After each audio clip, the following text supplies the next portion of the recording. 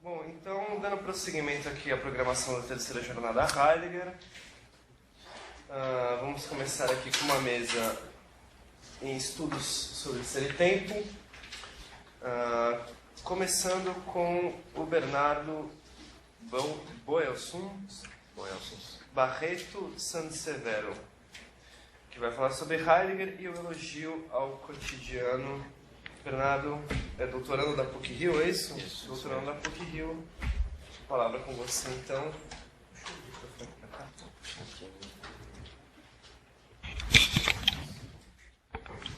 Por favor. Obrigado. Primeiro agradecer a organização, ao DAX, o Luiz falou que está ajudando também. Eu vim ano passado também, na segunda jornada Heidegger, e fiz o agradecimento do mesmo jeito, assim, parabenizei pela continuidade do evento, parabenizo de novo pela continuidade, e parabenizo também por essa inovação, digamos assim, de transmitir pela internet o evento. Quando eu recebi o e-mail, a primeira reação foi: não sei se vai ser muito legal. Porque no e-mail tinha algo como: as pessoas de qualquer parte do mundo vão poder assistir. Isso pode ser um pouco complicado.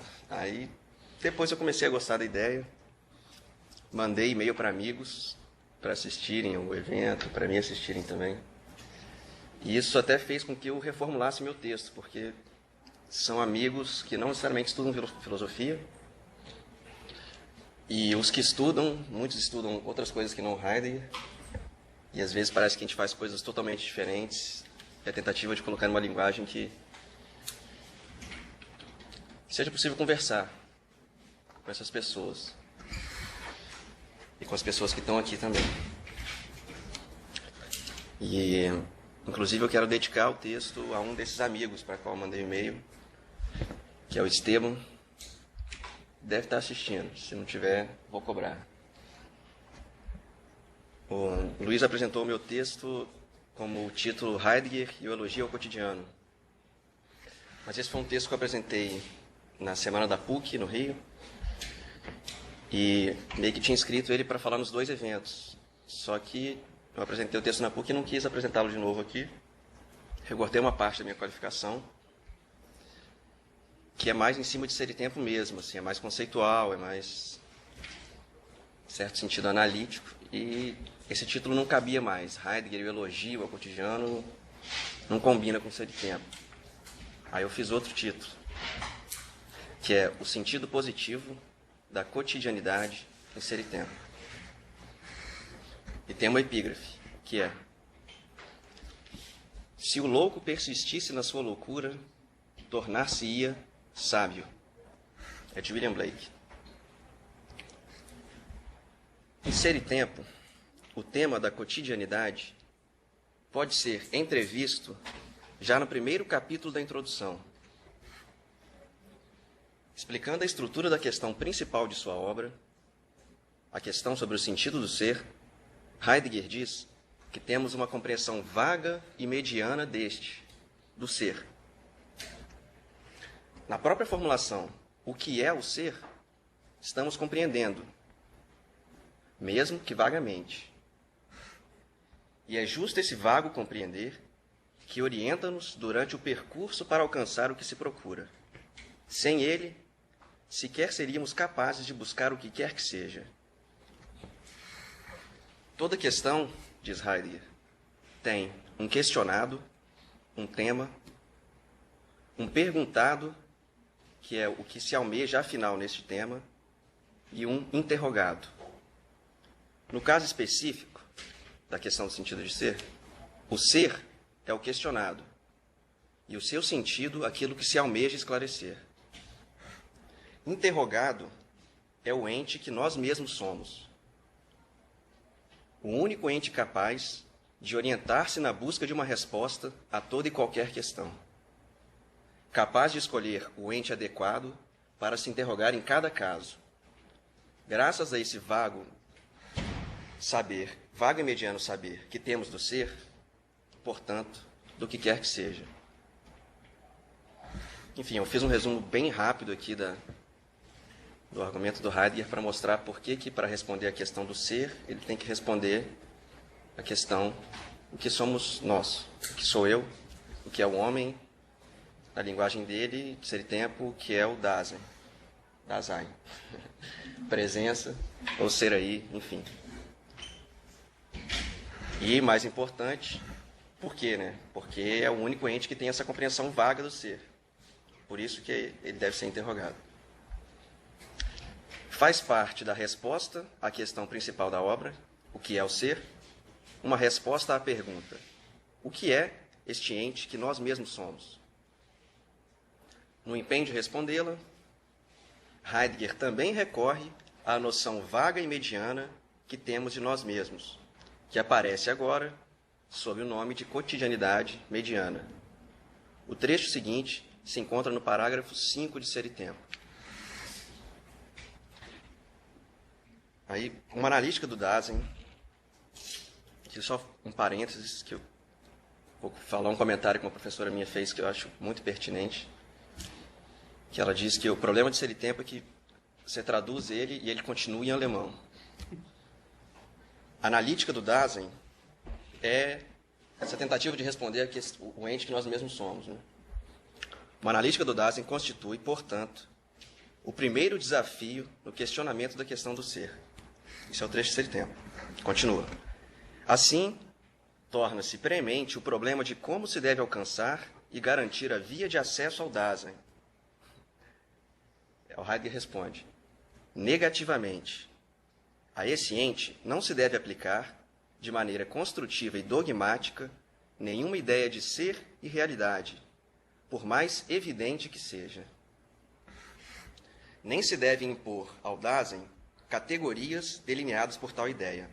Ao contrário, as modalidades de acesso e interpretação devem ser escolhidas de modo que esse ente possa mostrar-se em si mesmo e por si mesmo. Aí ele explica. Elas têm de mostrar o Dasein tal como ele é antes de tudo e na maioria das vezes, em sua cotidianidade mediana. Da cotidianidade não se devem extrair estruturas ocasionais e acidentais, mas estruturas essenciais. Essenciais são as estruturas que se mantêm ontologicamente determinantes em todo o modo de ser do Dasein fático. Do ponto de vista da constituição fundamental da cotidianidade do Dasein, poder-se-á, então, colocar em relevo o ser desse ente. Fim de citação. Deve saltar aos olhos a importância dada à cotidianidade. Ela é a porta de entrada para a interpretação deste ente que compreende o ser. E mais, não se deverá perdê-la de vista durante toda a investigação. Trata-se, afinal, de uma estrutura essencial e não acidental. Para Heidegger, não temos apenas uma compreensão vaga e mediana do ser, num sentido abstrato. Ou seja, não é só porque a gente coloca a questão do ser que a gente tem... Não é só quando a gente coloca a questão do ser que a gente tem essa compreensão vaga e mediana. Não é só quando a gente está aqui no Congresso tentando fazer ontologia que a gente percebe que a gente tem uma compreensão vaga e mediana do ser. Isso que eu estou querendo dizer mais ou menos aqui. Não é apenas ao pronunciar a pergunta pelo ser que estamos nos movendo numa compreensão vaga e mediana deste. Durante sua análise, principalmente nos capítulos 3 e 4 da primeira seção, fica claro que essa compreensão orienta toda a nossa existência no mundo, nossa relação com as coisas e com os outros. Daí a sua expressão ser no mundo. O modo de ser mais cotidiano de relação com as coisas aparece, por exemplo, no início do terceiro capítulo da primeira seção. Aí eu cito Heidegger. As indicações metodológicas já foram assim apresentadas. O ser no mundo, e com isso também o mundo, devem tornar-se tema da analítica no horizonte da cotidianidade mediana, enquanto modo de ser mais próximo do Dasein. é basicamente isso. Assim, essa compreensão vaga e mediana do ser não orienta só quem coloca a pergunta pelo ser. Orienta a minha fala aqui, usando o verbo ser, orienta a minha relação com a garrafa. Por exemplo, da garrafa é sempre dado em congresso. Sempre tem uma garrafa aqui. E orienta a minha relação com os outros também. Enfim. Aí eu vou falar um pouco sobre como Heidegger tenta descrever a relação do Dasein com as coisas do mundo, que ele separa isso em capítulos. O capítulo 3 é a relação do Dasein com o que ele chama de ente intramundano. O capítulo 4 é a relação que ele fala com o outro Dasein, com o co-Dasein. Eu vou me deter aqui na relação com as coisas. Com a garrafa, por exemplo. Teoricamente. As coisas, nesse terceiro capítulo, recebem o nome de instrumento. O que encontramos diariamente são coisas para o uso, mesmo aquelas que não foram feitas para tanto. A mata, diz Heidegger, é reserva florestal, o rio é represa e o vento é vento nas velas. E se quisermos atualizar o exemplo, vento é energia eólica.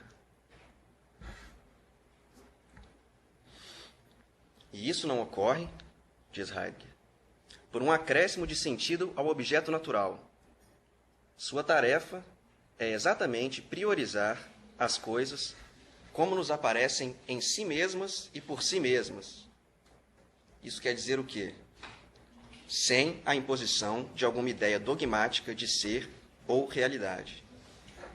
Em si mesmas e por si mesmas, em Heidegger, é as coisas como aparecem no seu uso, no dia a dia. Isso que é em si mesmo e por si mesmo.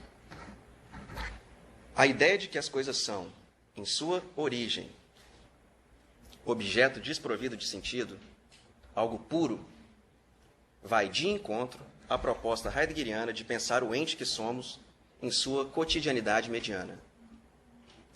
Para Heidegger, a mata é, em sua origem, reserva florestal. O rio é, em sua origem, represa.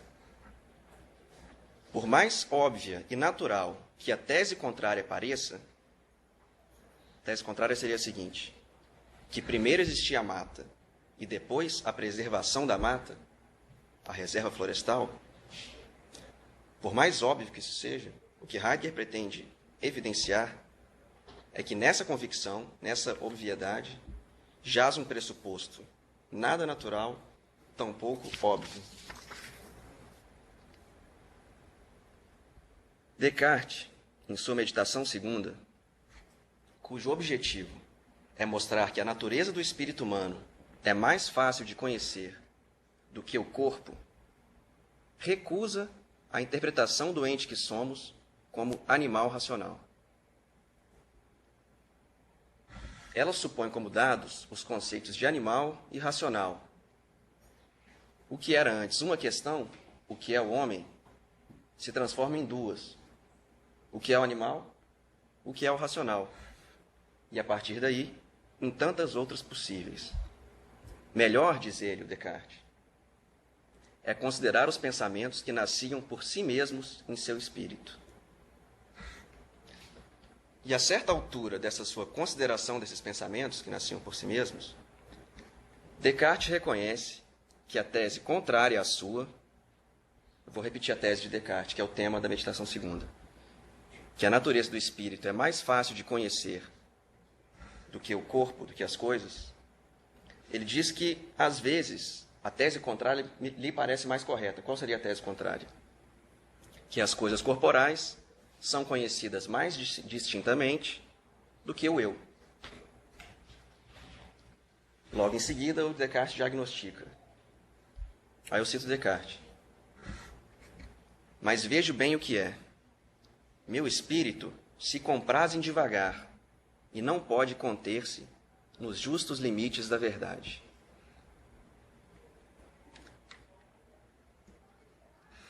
Eu tenho que fazer um parênteses aqui, explicar muita coisa. Eu vou ler de novo a citação de Descartes, tentar resumir mais ou menos a situação que ela aparece. Ele está querendo mostrar que a natureza do espírito é mais fácil de conhecer do que as coisas, mas nesse percurso ele fala que algumas vezes ele acha que não, que é o contrário, que na verdade o corpo é muito mais fácil de conhecer do que o espírito. E aí ele, não, eu entendi qual que é esse meu... Por que eu estou achando isso? Meu espírito está se desviando. Eu tenho que retomá-lo, digamos assim, retomar o curso certo da investigação.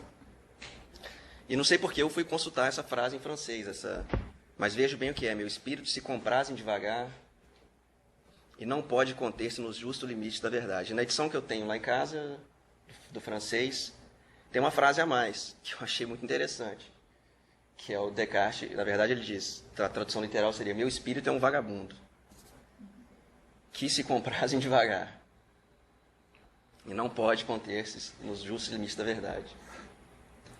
Depois eu achei uma outra versão do francês que está sem essa frase, porque a tradução brasileira está sem. Mas eu gostei dessa frase, então eu trouxe para cá. E é importante para o final do meu trabalho também. Mas deve ser do Descartes, né? Quer dizer, se aparecesse isso no Kant, eu acho que não seria do Kant, mas o Descartes poderia ter dito isso. É porque a tradução do brasileiro é do latim, né? E a francesa tem alguns anexos a mais. A francesa tem anexos, mas é anexos do Descartes. Foi o tradutor que colocou, e o Descartes fez a nuência. Mas ele fez, ele concordou. Mas tem frases a mais, do Duque de... Tem bastante. Mas eu peguei uma versão francesa que era exatamente como a tradução brasileira também. Então, era uma tradução Deve ser mais latim, recente, é. francesa. Enfim. Não, claro, eu estava querendo essa informação mesmo. E aí, depois que ele diagnostica isso, que o espírito dele é um vagabundo, que tem o prazer em divagar, ele sugere, então, ceder essa divagação, soltando as rédeas do espírito, a expressão do Descartes mesmo, por um momento, para depois poder regrá-lo e conduzi-lo mais facilmente. Com as rédeas soltas, Descartes inicia sua investigação sobre as coisas corporais. Aí eu cito Descartes de novo. Comecemos pela consideração das coisas mais comuns e que cremos compreender mais distintamente, a saber, os corpos que tocamos e vemos. Não pretendo falar dos corpos em geral, pois essas noções gerais são, de ordinário, mais confusas, mas de algum deles em particular. Tomemos como exemplo esse pedaço de cera que acaba de ser tirado da colmeia. Aqui, é a fim de citação de Descartes, aqui, a sugestão de Descartes é semelhante à sugestão de Heidegger. Sobretudo se tivermos em vista o capítulo 3 da primeira sessão de Ser e Tempo, cujo tema é a nossa relação com as coisas do mundo, nos termos de Ser e Tempo, com o ente intramundano. A princípio, ambos estão determinados a pensar o mundo partindo de sua aparição mais comum.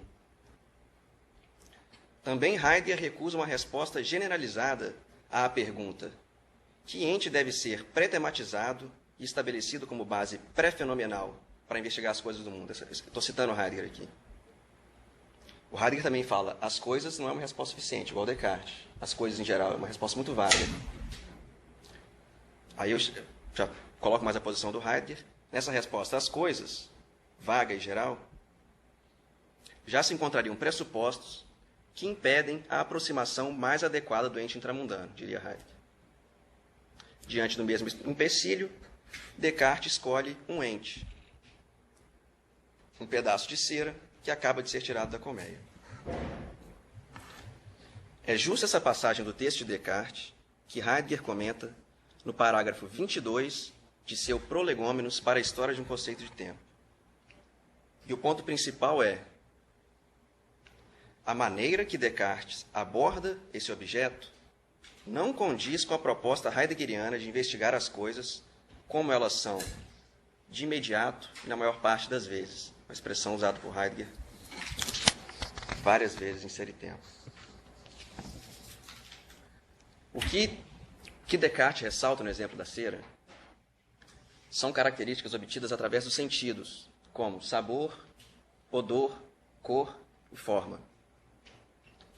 Essa percepção sensorial, para usar um termo próximo ao usado por Michel Haar, é uma apreensão teórica deste ente, do pedaço de cera. Noutras palavras, não é assim que nos relacionamos com um pedaço de cera cotidianamente. Pelo menos no café da manhã na casa da Liz, não nos dedicamos a tocar o pedaço de cera para medir sua rigidez, a observar a sua forma, muito menos ouvir o som dele que emancipava com um toque. Colocamos o mel no iogurte para comê-lo e o fizemos.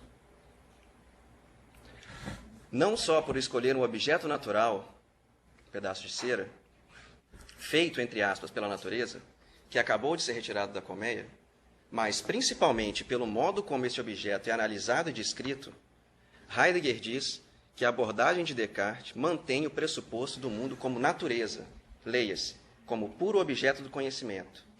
Se quisermos, enquanto ser simplesmente dado, que é o termo que Heidegger usa em Ser e Tempo, que é o Vorhandenheit. Poder-se argumentar que essa investida de Descartes para conhecer o pedaço de cera é, como ele mesmo disse, um desvio de seu espírito, um propositado afrouxar de rédeas para depois retomar o curso correto. Essa retomada é a consideração da cera como algo extenso, flexível e mutável. Pois todas as características recolhidas através dos sentidos, aroma, cor, rigidez, se transformam quando o pedaço de cera é aproximado do fogo. O ponto de Descartes é: nada de seguro pode ser extraído daquilo que recebemos pelos sentidos, ou através da imaginação. Seguro é aquilo que percebemos por meio de uma inspeção do espírito, ou por meio do entendimento, como um conceito de extensão. Por isso, sua tese de que a natureza do espírito humano é mais fácil de conhecer que os corpos, quer dizer, eu li errado. Por isso, a sua tese de que a natureza do espírito humano é mais fácil de conhecer que os corpos, porque menos traiçoeira. Basicamente isso. Quer dizer, o meu ponto nesse parágrafo seria: o Heidegger diz que essa abordagem do Descartes ainda digamos, ela não se ancora no modo cotidiano que nós temos de relacionar com as coisas. Por mais que ele tenha feito esse afrouxar de rédea do espírito, não, vamos parar aqui, vamos ceder esse prazer de devagar do espírito e vamos pegar esses pedaços de cera, por exemplo, e vamos começar a falar sobre ele, já que o que tem de mais fácil para se conhecer é isso que está à nossa frente, a garrafa, e não o eu. Vamos escrever isso. Ele começa a escrever. Só que o Heidegger fala que nessa própria fala do Descartes tem pressupostos ainda teóricos, digamos assim. Ele não considerou isso que o Heidegger está querendo considerar, digamos assim. E aí poderia ser que o Descartes considerasse isso quando ele puxasse as rédeas de volta. É isso que eu meio que quis dizer. Assim, na verdade, ele está... Só que não. Quando o Descartes puxa a rédea de volta, o Heidegger diz que ele, na verdade, manteve os mesmos pressupostos que ele tinha. Por quê? Essa conclusão, ou seja, de que o espírito é mais fácil de conhecer do que o corpo, estabelece justo o ponto de partida que Heidegger pretende evitar. O sujeito, isolado, como começo seguro de uma investigação.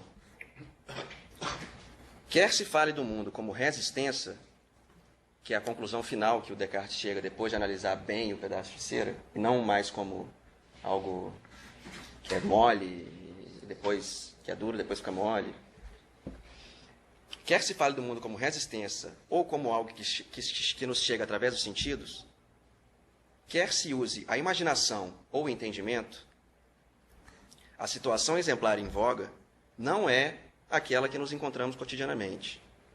Antes, talvez esse seja o ponto principal do Heidegger, impõe-se uma ideia de ser e realidade às próprias coisas, diria o Heidegger. O Descartes impõe essa ideia à cera, digamos. Mesmo quando Descartes diz ter afrouxado as rédeas, elas permanecem ali, distorcendo o fenômeno, diria Heidegger. E mesmo que Descartes recuse, a princípio, a definição de homem como animal racional, Esta concepção orienta fundamentalmente os passos de sua investigação. Aí eu cito Heidegger, é um trecho do Prolegômenos da História do Conceito de Tempo, que ele diz: mas quando fazemos algumas investigações fundamentais sobre esse tipo de determinação do mundo, acho que esse tipo de determinação do mundo é esse, o mundo como algo puro, natural, desprovido de sentido, vemos claramente, especialmente desde Descartes, que o ser do mundo é sempre caracterizado em relação a tipos particulares de experiência e capacidades de apreensão, sensação, imaginação, intelecto, que surgiram no contexto de uma caracterização do homem, a saber, no contexto da familiar definição antropológica homo, animal, rationale. Fim de citação. Nesta familiar definição de homem, arraiga-se o ponto de partida prévio que, segundo Heidegger, aí eu cito se ele tempo, explode o fenômeno, e seria insensato tentar recompô-lo novamente a partir de seus fragmentos. Tão evidente quanto a noção de que a mata é anterior, leia-se, primária, à reserva florestal, ou a qualquer tipo de sentido que a ela se atribua, é a ideia de que somos um animal racional, leia-se, que distinguimos-nos da natureza pela nossa razão. Neste texto, razão significou a capacidade de observar um objeto puro, ao qual depois atribuiríamos um sentido através da imaginação, impregnada de natureza, de sensibilidade. Por isso, a proposta heideggeriana de investigar o ente que somos, tal como ele se apresenta cotidianamente, proposta que se ampara na outra, mais geral dele, de colocar a questão sobre o sentido de ser a partir dessa compreensão vaga e mediana que temos dele.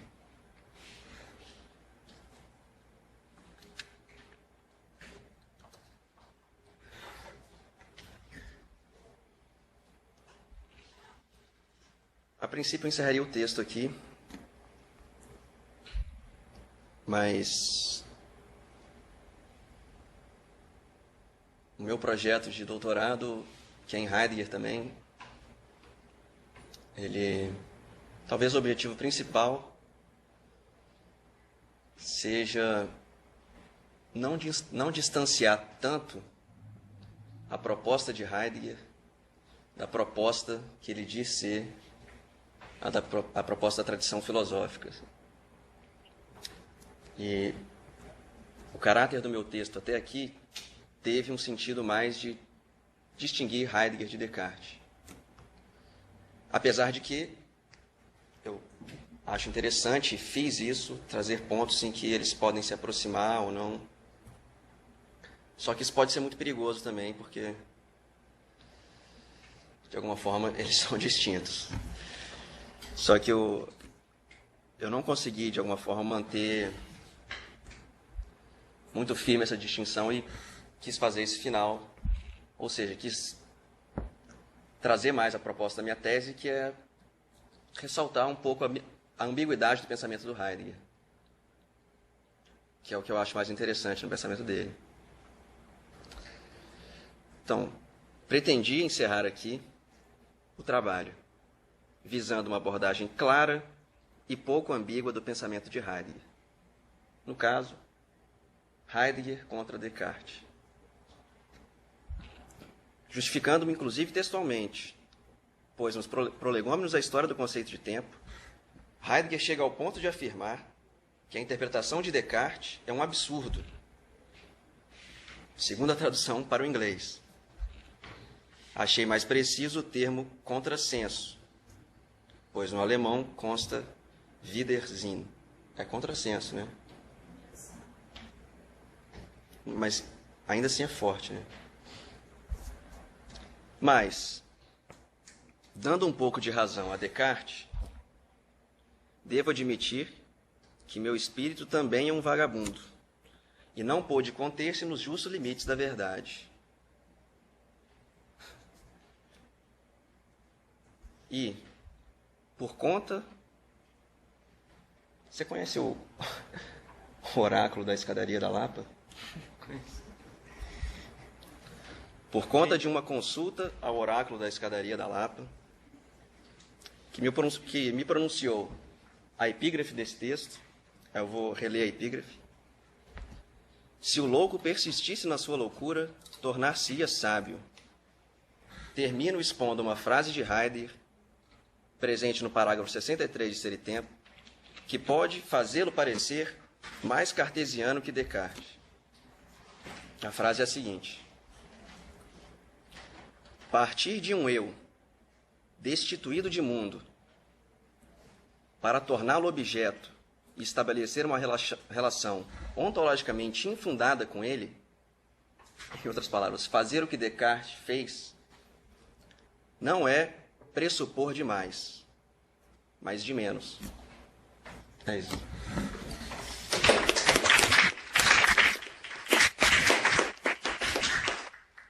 Muito obrigado, Bernardo.